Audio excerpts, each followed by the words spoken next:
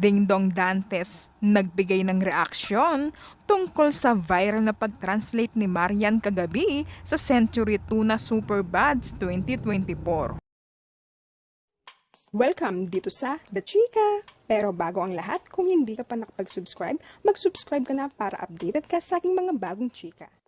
Dingdong Dantes, puring-puri si Marian sa mahusay na pag-handle nito sa sitwasyon nang ipatranslate sa kanya sa Ingles ng isang contestant sa Superbads Finals ang kanyang Tagalog na tanong. Tinanong ni Marian sa Tagalog ang contestant, anya ni Marian, "Dumami ang followers mo sa social media nung naging finalist ka.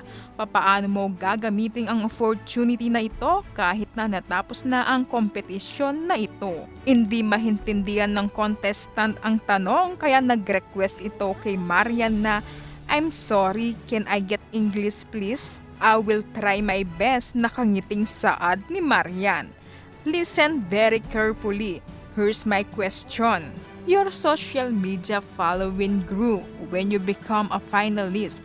How would you use this opportunity even after your Superbad journey? Yan ang pagtatranslate ni Marian sa English. Nagtilian ang mga manonood na naaliw sa pagiging game ni Marian.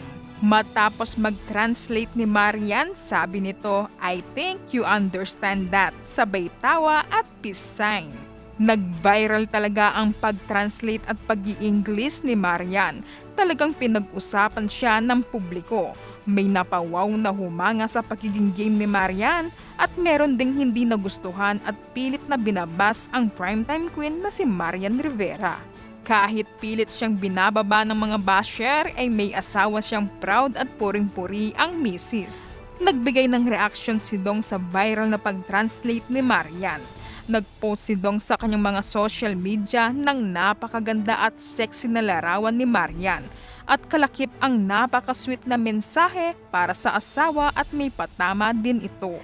Hindi lang ang iyong panlabas na kagandahan ang nagniningning kagabi, kundi pati na rin ang natural mong talento sa pagpapasaya at pagpukaw sa puso ng mga Pilipino. Isang masigabong palakpakan para sa iyo, Mrs. ko. PS, di kailangan i-translate sa Ingles, gets nyo na to.